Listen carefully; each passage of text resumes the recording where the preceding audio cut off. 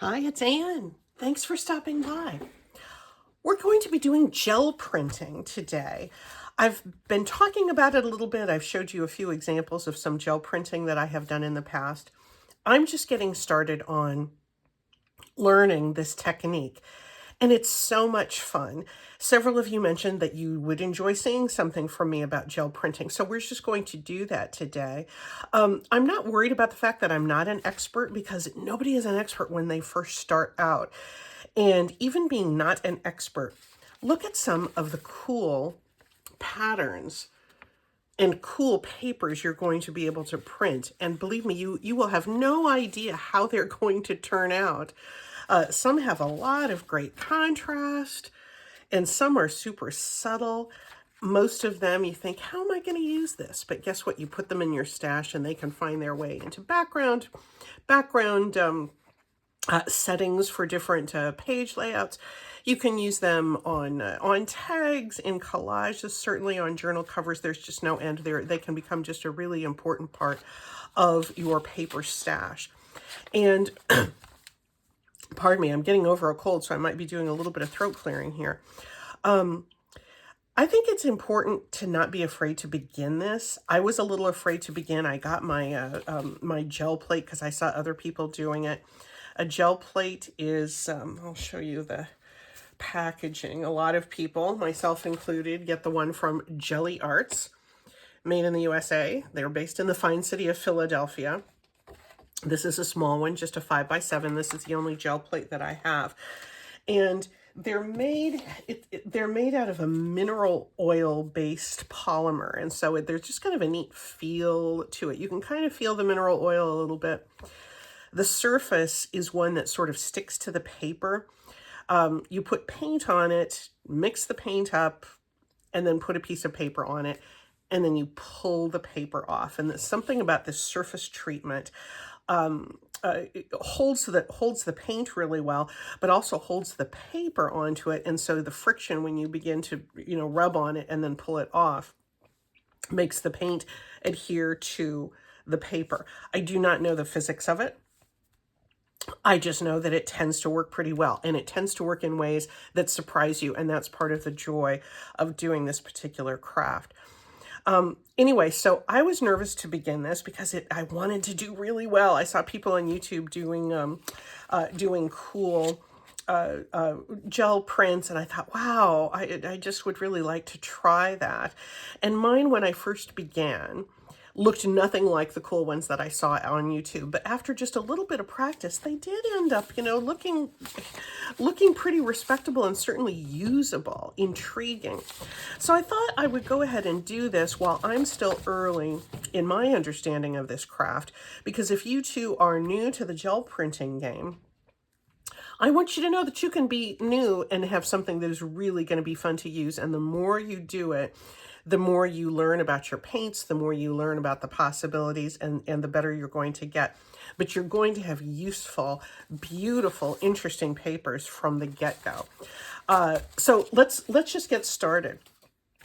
You are going to be hearing me talk a lot today about my YouTube friend, Julie Torrens. Julie is very, very good at gel printing. She's also very, very good at encouraging people who are just beginning to get in there and do it, and learning different techniques. So you're going to be hearing me quote Julie a lot. I will link her below. You probably already know her. She's great at so many different kinds of arts. Gel printing is an area where I have really learned a lot from Julie. Okay, so I've introduced you to the gel printing plate. This is something that you need for this technique. I've seen people kind of try to do it with bubble wrap. Try it certainly if you like. It's intriguing to do a DIY thing. My recommendation is to get the proper tool, which is this big squiggly piece of gelatinous material. This online, I think it's about $15. Prices can go up and down with our online sources. So, but it's not a huge investment, but it's not free either. The other thing you're going to need is a brayer, and Brayer. And this too can run, this is not, there's some brand, I think it's called Speedball, that might be $20 and up. This was one that I think I got for $12 or $15. Anyway, under $30, I got this assembly. I also put this base here. This is just a cutting plate that I had in my kitchen that came from the thrift store, but this is glass here. This is just a smooth glass, and I like having my gel plate when I'm printing on a glass surface because then it's easy to move around. That's a little tip I picked up from Carrie the Crafter. It's not necessary, but I already had this sitting in my kitchen. I wasn't using it, and I was careful not to use the bumpy side here of this cutting plate. I used the smooth side because you don't want anything bumpy imprinting itself on the rear side of your gel plate. I think that's it for the basics. And then it's just a lot of paint. And I just use, I don't have a whole lot of paint. I have a few little collections. These are just inexpensive craft paints that I have picked up sometimes at the thrift store with varying results because sometimes they're kind of clogged up. They're just, inexpensive craft store sorts of paints. Don't have a huge collection, but I have enough to get started. And we're going to be talking a little bit about amassing that. Let's just go ahead and do this. The other thing, as I'm getting started, I will tell you one thing that I had to become accustomed to when I first started doing this is that this is a technique that happens in stages. You will do, one pull, as it's known, that just kind of looks like nothing at all. It looks like it's just a solid piece. You're going to be adding layers to that. And so we'll just accept that we'll do some pulls, and no, they're not going to look cool. They're just going to be background pages, but they will give us a substrate upon which to put some of our interesting patterns and our interesting contrasts. Okay, that's jibber jabber from Anne. Let's go ahead and do a background page or two. Just to sort of add some interest, I think I'm going to do maybe a couple. I like this sort of turquoise piece, and maybe for some good contrast. This is one thing I've really learned from Julie too, is to choose when you're doing paints together, choose contrast. I also have here, this is just a stack of copy paper that I've cut to be just a little bit larger than my 5x7 paints. People do this on tissue paper. They do it, I've done it on coffee filters. I'm just going to be using regular copy paper today. We're going to keep it simple. One other thing, I keep teasing you and saying I'm going to get started, and then I keep yakking, but I don't know where I picked this up, but I like the idea of slipping a piece of text, a piece of book page or a drawing or anything underneath my work surface, because that gives me a sense of how thick I'm making my paint. If I can't read this through my paint when I put it on my gel plate, then maybe I've gotten it a little too thick, or maybe I want it to be that thick. It just kind of helps me judge the thickness. All right, actual action is going to happen now, I promise. One thing when I first started doing this is I tended to put way too much paint on my gel plate surface. And so I've learned, that needs to be shaken up a little bit more. It's a little watery, but sometimes it's going to be.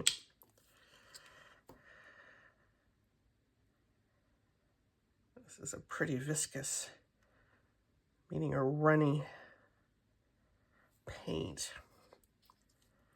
I also have plenty of rags around, and I've cleared my surface. Okay.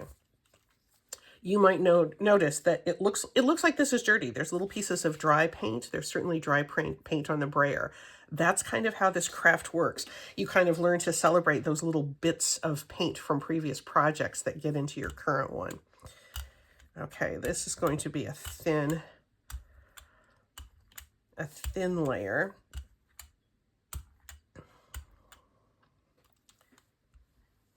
There we go. Now I don't have 100% coverage here,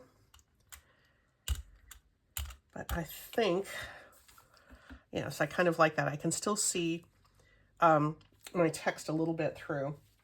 I have over here a few old book pages, and I'm going to use that to clean my brayer. And boy, I love having these. Can you still, yeah, you can see them here. These pages that I clean my brayer off, because I use these in lots of different crafts as well. So it's just going to set that there. I might put another, let's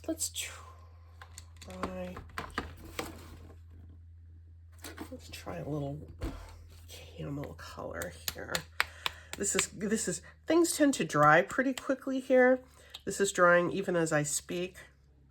I'm going to put just a couple of drops for a little bit of contrast here. And see those ovals come out, but if you keep brayering them,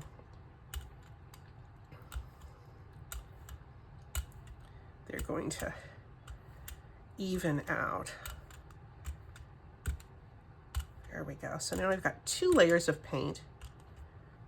You might want to start with just one, but that aqua was so thin, I decided to double that up. Okay, so I've got 2 layers of paint that I've brayered on. I have my piece of copy paper, and I'm just going to lay that gently on top. I have a piece of scratch paper here, and I'm just going to rub it. And I'm not gentle about that either. I'm really going after this. You might feel it slip a little bit.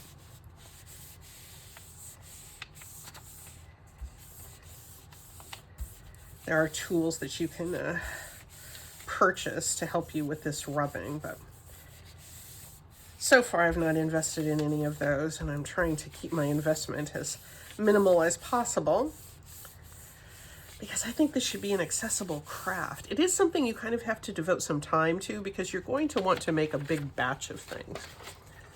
All right, here's our first pull.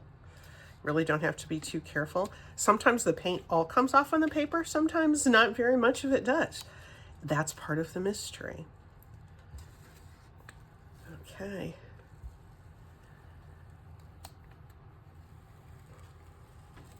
Now that is a pretty nice pull. And I love the fact that some of the darker colors that I had from my previous project found their way on there. What do you think of that? This is just the first pull. We're going to be doing more with this. So I'm going to set this aside in a pile. And these, they're not dry to the touch yet, but I'm going to be setting it aside and not putting anything on top of it because we're going to come back to that and put some other layers on there. Let's go to let's try some different colors. I'm just going to pull whatever is here ahead of me. Let me see. Yeah, that's definitely one thing I've learned from Julie is create that pile of needs more. And almost every first pull that we do is going to be in that needs more pile. That's going to keep you from getting discouraged if you see them, if you see things looking, really dull. Let's use this purple, and we'll use just the purple to create background. I can always add a little bit more.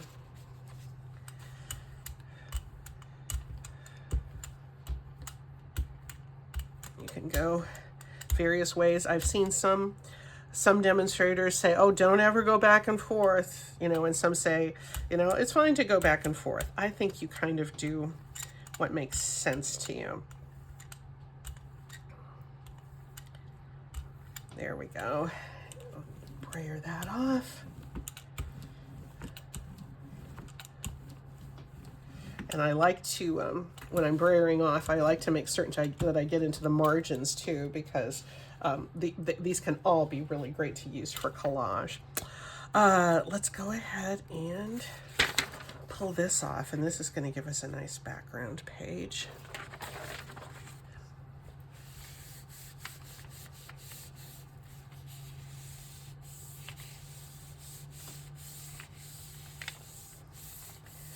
Playing with this technique is absolutely essential.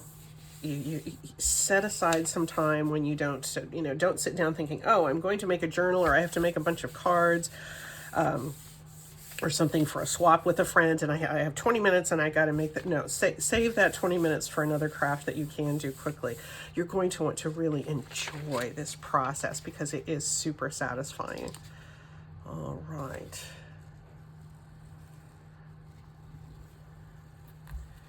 There we go. This is a pretty thin layer.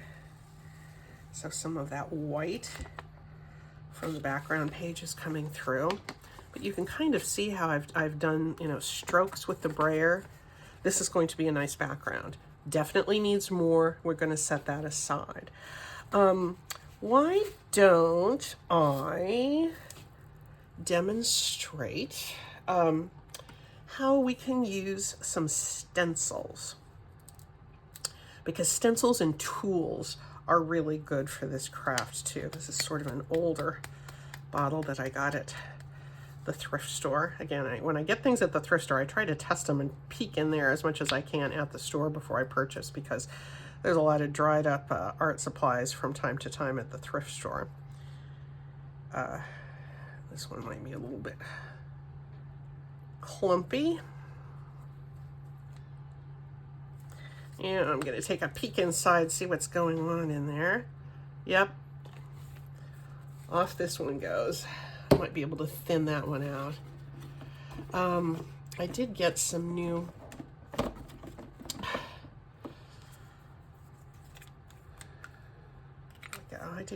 paints online. Another thing I've learned from Julie is she has very nice, appears to be a very nice collection of acrylic paints.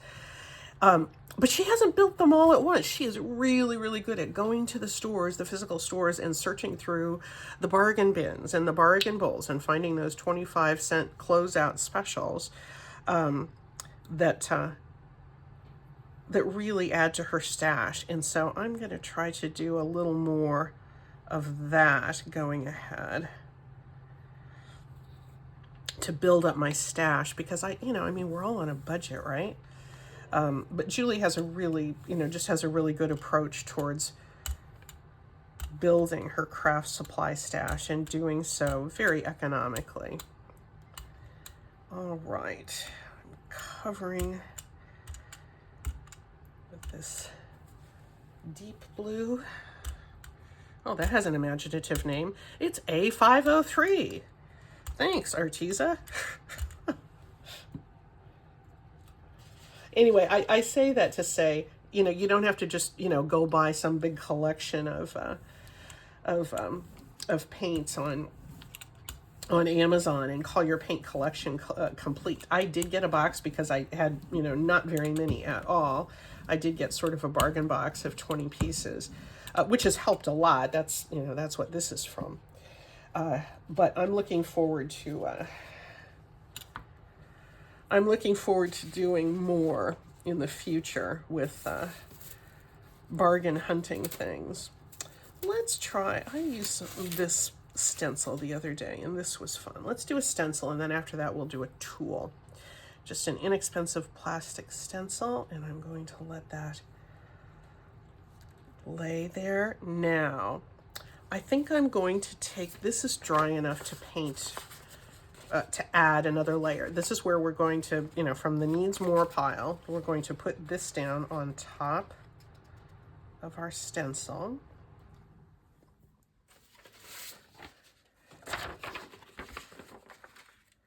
And we should have a lot of good contrast between that lilac color that's on the paper already and the dark blue.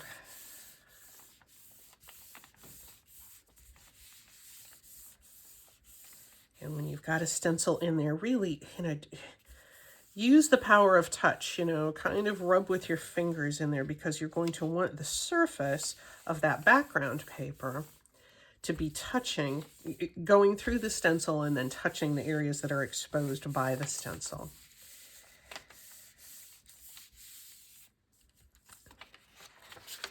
All right, let's see what awaits us. Well, that's interesting. Yeah, okay, that's kind of cool. Now, we're going to lift this up because this is the gift that keeps on giving. There's paint here, and I'm going to actually take one of my blank sheets because sometimes you can pick up paint on the stencil. Can you see me here? Yeah, you can kind of see it over the side. I'm standing over it now. Sometimes you can pick up that paint, and sometimes it's very unimpressive what you get. But if there's paint to be picked up, I don't want to waste it because I can always use that paper for something. All right, that gives me an interesting little print there, doesn't it? Now we have this lovely conglomeration, and I should have a fair amount of contrast here. So I don't know, it might be subtle. We'll see. I have this needs more page that needs more. So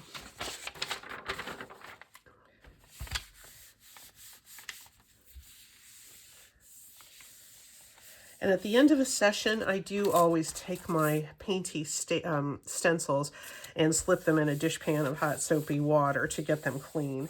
But I'll be using this again in this session, and maybe some of that blue will flake off onto another paper.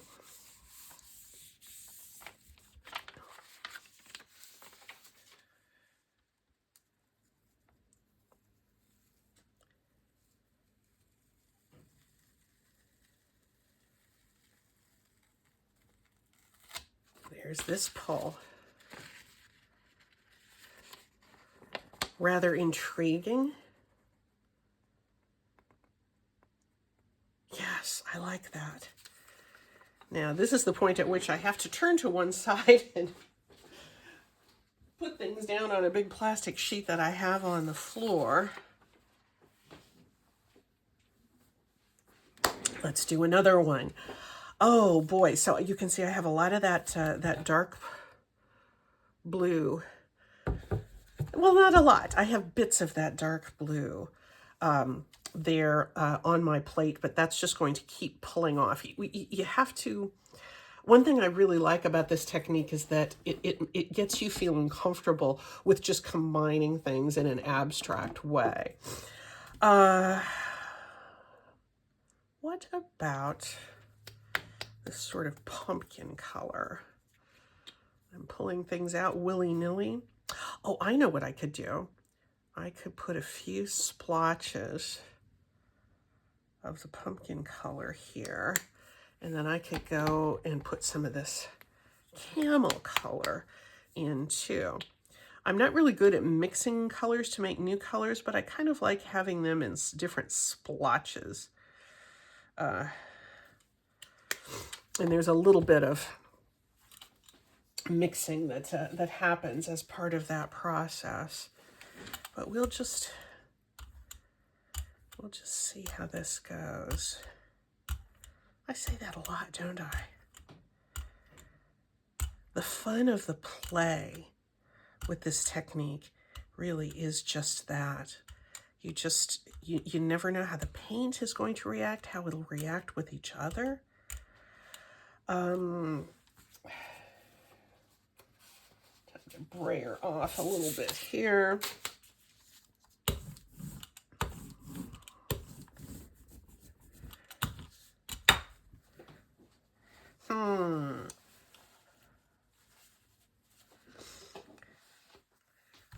All right. I think we could use one of our tools now.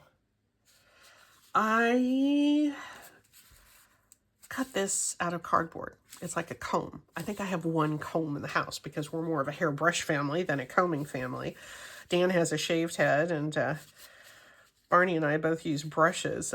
Anyway, I did have one comb, but I thought, no, I don't want to use my one comb in the house for a craft supply getting paint on it. So I just cut this out of corrugated cardboard.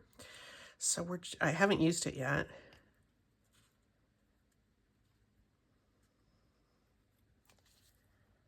Okay. How's that working out for us? All right, that looks a little weird, but let's go ahead and try it. Do I want to put this on? Yes, I'm going to put this on a blank sheet. I don't really have to make double thickness here, but just in case it slips a little bit and reveals some of those painty edges. Julie has a bigger gel print plate, and so a lot of times her printing paper is slightly smaller than the plate itself, so she's always careful to have a overlay paper, and then she saves that which gets printed on the sides and uses that for more art projects. I think she calls it her frame paper. It's a great technique. If I ever graduate to a larger plate, I may do that. Okay. All right, this is a little peculiar. It looks a little prehistoric. But that's how that turned out. I'm trying, you know, I've learned not to, okay. I haven't learned how, I'm trying to learn how to not judge what I do. Because, you know, that's again, a little peculiar. You know what? Let me just take another one of my background pieces that I did the other day that turned out in the kind of peculiar category. And that's this one. This kind of looks like something you'd see under a microscope. This is a little otherworldly. I'm just going to use that to do a pull here. And let's just see. That seems to be the mode of the day. But you can tell, can't you, that dark teal blue that was already on the plate, that's what's showing through that area that we combed off.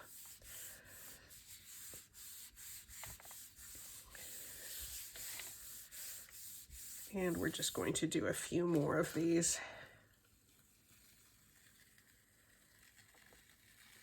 All right, more science experiment stuff. Okay, can't say that I love that. But do you know what? This is the type of thing that if you used it like to die cut fall leaves or something like that, it could look spectacular. It looks, you know, it looks really weird right now.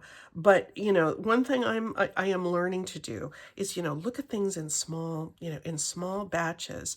You can die cut things and, you know, or cut them into collage and they will really be just great.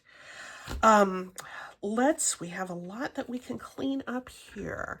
Why don't we try a different color? Shall I try some pink? This is a very dark pink. That might be nice.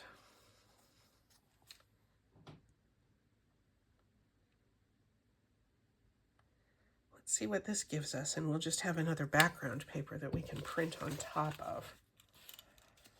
Probably have enough on that. On that page. This looks like a weird Halloween thing. It's from a anatomy textbook. An artist's anatomy textbook. Okay, so we have, this is, because I can kind of see my text through there, I can tell that this is a paint that's thin. It's not going to give us a heavy coverage. So we might try, let's try something else here. Instead of a stencil, let's try, this is a, here's a bigger one. Piece of netting from a potato bag. A technique that I learned from dear Julie. I'm just going to kind of set that there. And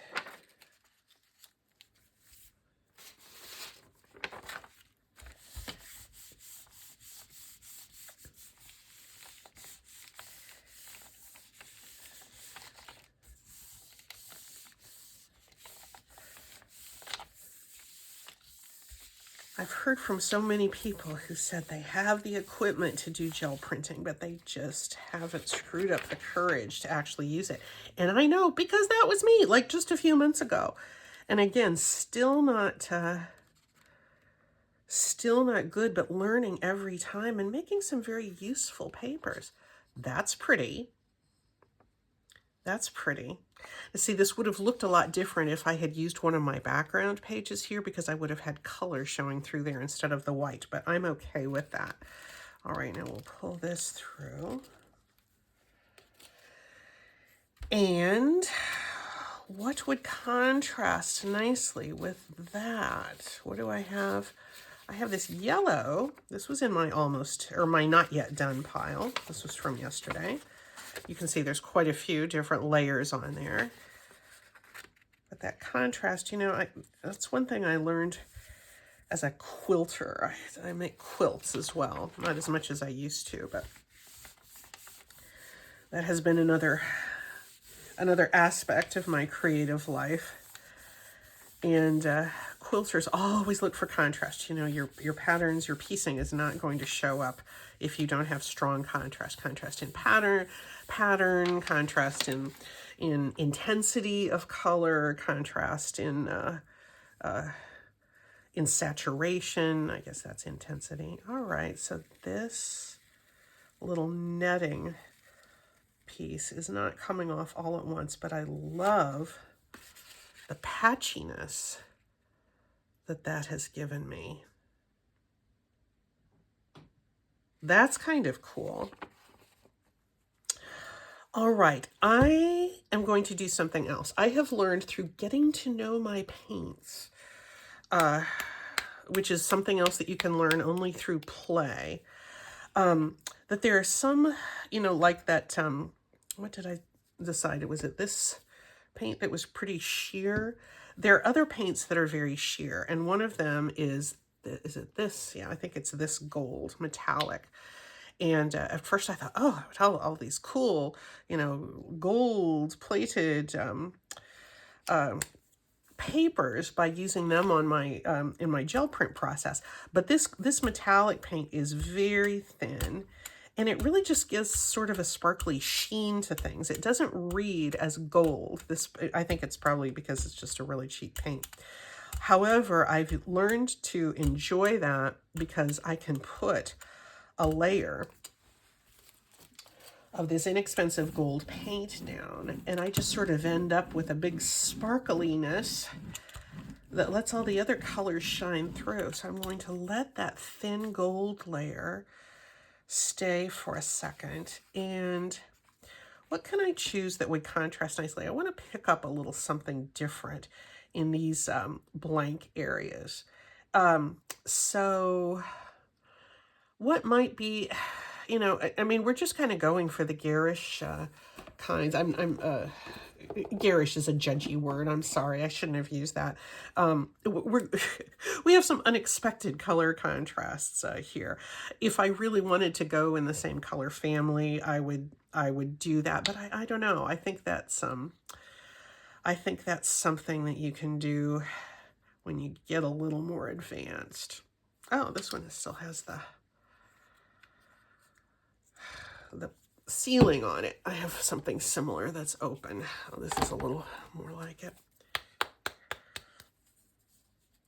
Let's just put a little bit of blue in here. And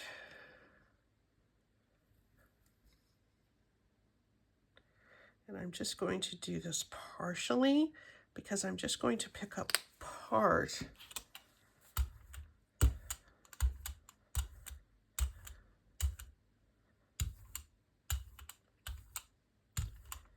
of that surface, and yeah, I can still see a little bit of that text through there. I'm going to brayer off. I'm going to come back on, and remove a little bit more of that light blue. Now I'd like to add some more color in here, so I'm just going to come in and press that little bit with my fingers and just pick up a little bit like that, a little bit in the corner. And if I want to spread that out, I can just brayer it down. It doesn't really spread it out, but it smushes it down a little bit.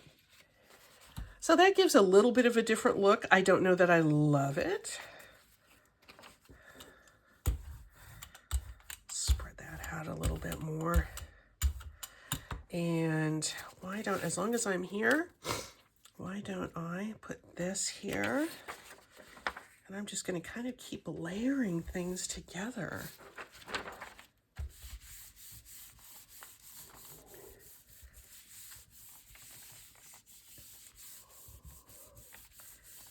There's a mixed media artist that I follow on Instagram whose name is Nadia, and she's on Instagram under Nadia Draws in Seattle, and she does really incredible gel printing.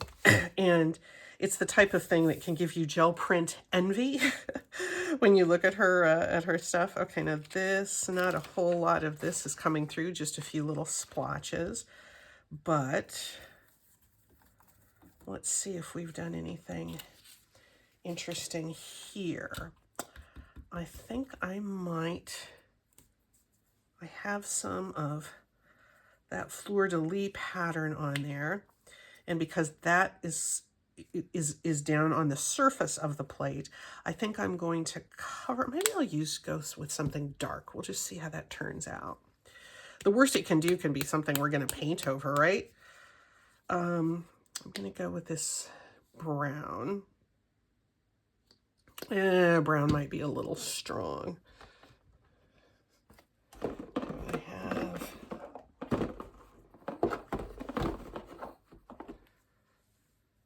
I have this light brown. That might be okay. Which is not open yet, but I'm determined to have this one. A brand new bottle. That's exciting. Okay. I'm not going to waste that.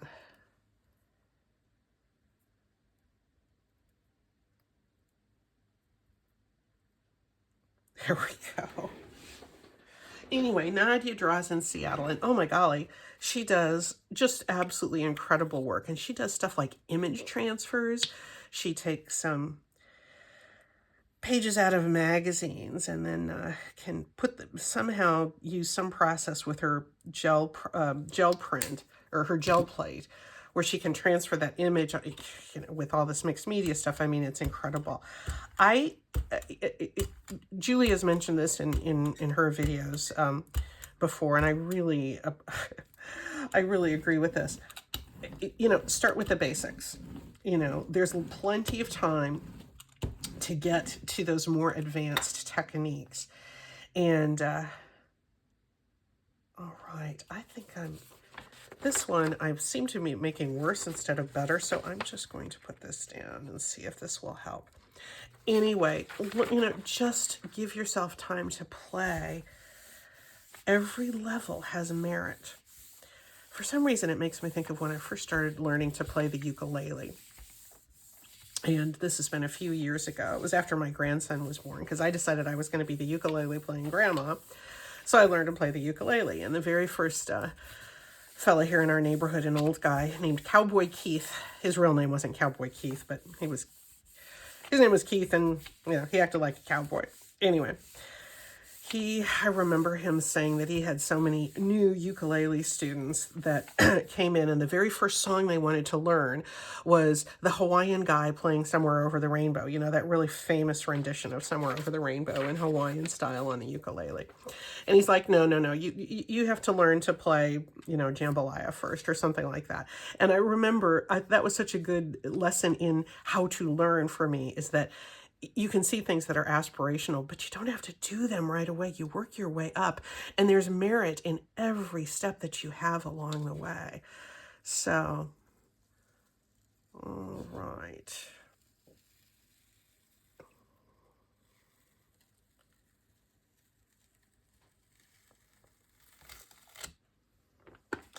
Okay, again, don't know that that's my favorite. It looks a little splotchy. But I'm going to set that aside and enjoy what I'm learning. Um, I think I might try combining a couple of different colors of blue. And there is one kind of a fun little unusual technique I'll show you. I mean, right after I told you, don't be trying to get all fancy pants initially. But there's a few little fancy pants things you can do that just help you learn. So I would say let's do those. And I'm going to put down a couple of different shades of blue here. And my plan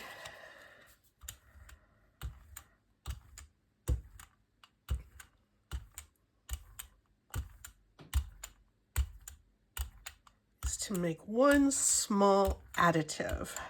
Okay, I think I want some more of this dark down here because I can see my text underneath my glass plate, and I think I want to make my paint a little thicker there.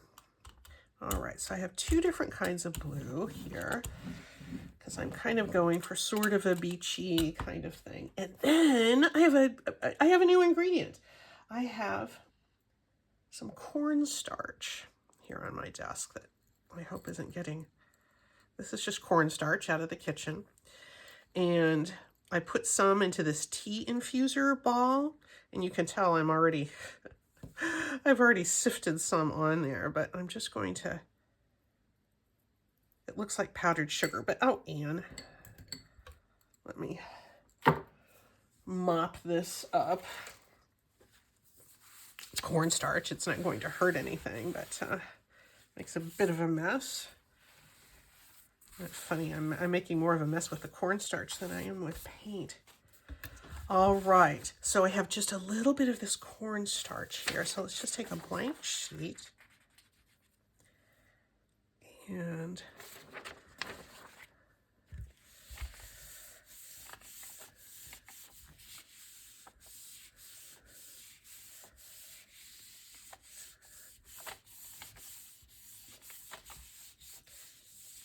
you're spending a lot of time today watching me just rub paper, aren't you? It's like I'm oh, I don't know what it's like I'm doing. Suddenly I'm a masseuse for paper, I guess, huh? All right, now let's see what's happening here.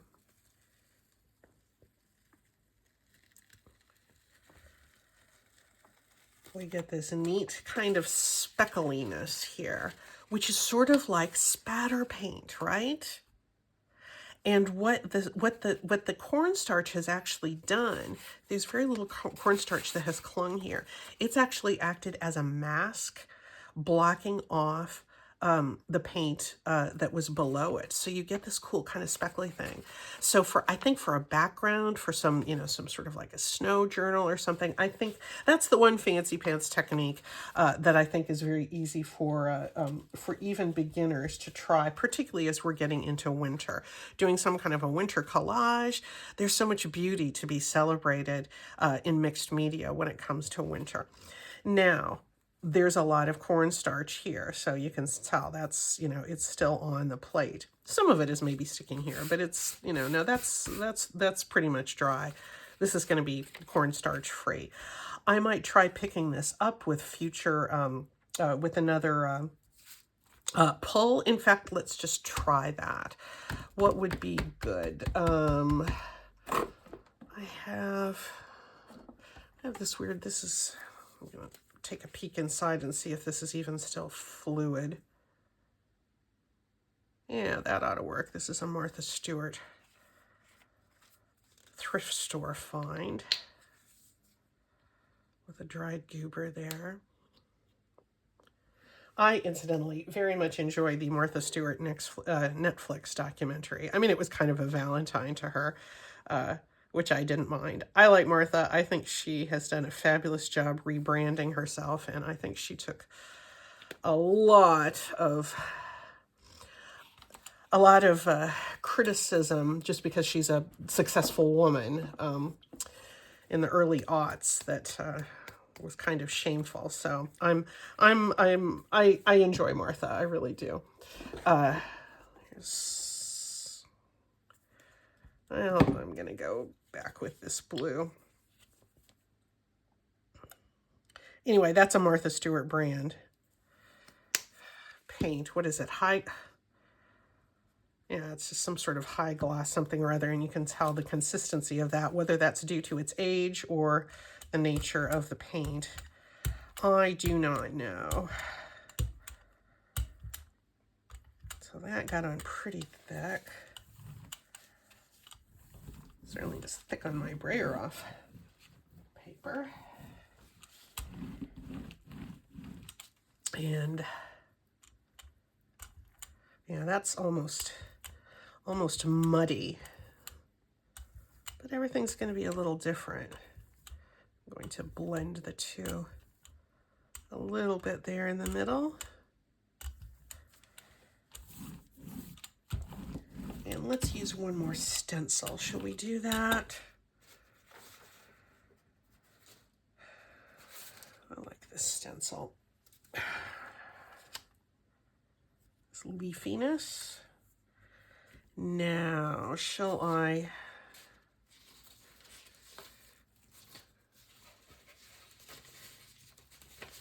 like to use one of my background papers?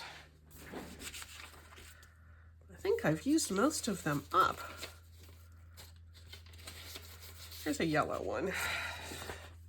Now that needs some work.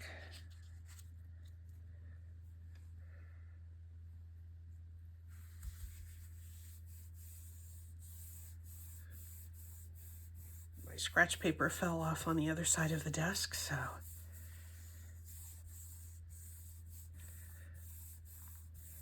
here I am simplifying the process.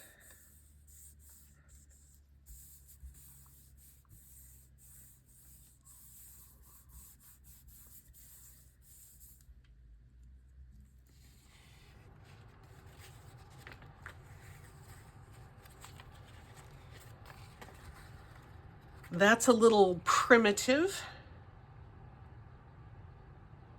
but I think I could have some fun with that. I think this is my favorite one so far. What do you think? All right. Pull this up, and why don't I do a direct to stencil transfer here, just to see what I get.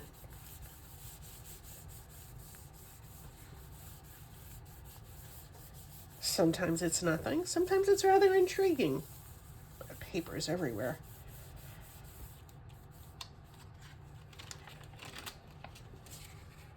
Yeah, that's pretty cool. Fairly cool.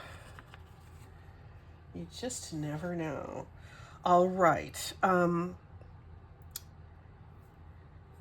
could let this dry a little bit and then put an overall color on it.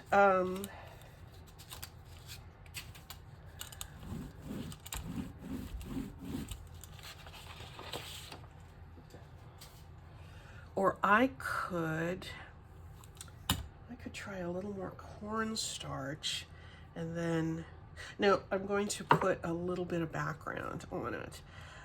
What could go well with that kind of putty color and that teal? What would be a good contrast? Do I want to go really, do I want to go really, really green? I might go with this kind of caramel color. How about that?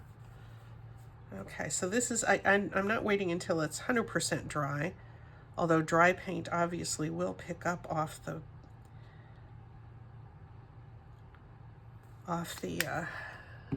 gel plate. Okay, we got the ovals One thing I learned from Julie, don't worry about those ovals.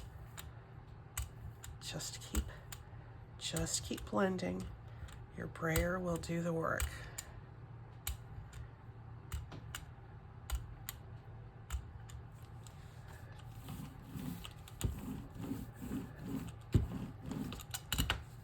All right.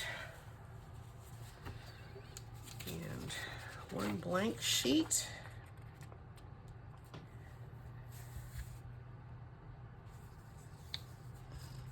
There are tissue papers that people use for gel printing. That's a wet strength tissue paper. It's quite expensive, but people just use like gift wrap tissue paper too. There's very interesting ways that people use all kinds of different papers. All right, let's have sort of a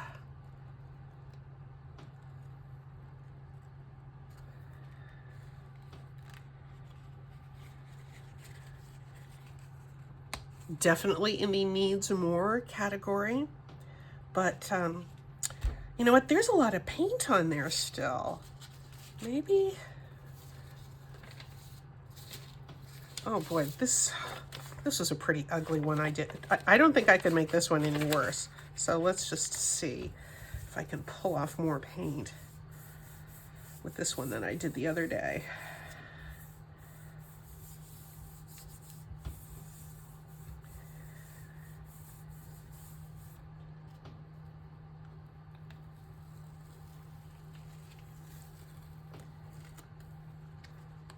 All right, this is going to be good for die cutting. Okay, we're gonna stop it there, but I'll tell you, I think I'm just going to keep on painting because I just, I'm hooked enough on this process that I want to keep playing. I want to keep learning more. One thing that is really fun to do with these is to do stamping on top, and you get a really interesting mixed media kind of look. This would be nice with some white stamping on top of it. I might try that. But for now, I really think I think I'm going to stop. I'm going to be doing some stamping on some papers in the next video because I have in mind what I want to do with that. So stay tuned for that in a couple of days if that's something that you're interested in. But we certainly came up with a wide variety of a wide variety of prints today, and I think they can all be useful for something, particularly if you take them one step ahead. You could do a little texture paste on that, a little stenciling with white. I think that would add that contrast, and this really kind of ugly paper could really be a showstopper. So anyway, we're going to end it there, and I hope you pull out your gel plates and really have fun with them. Bye-bye, guys.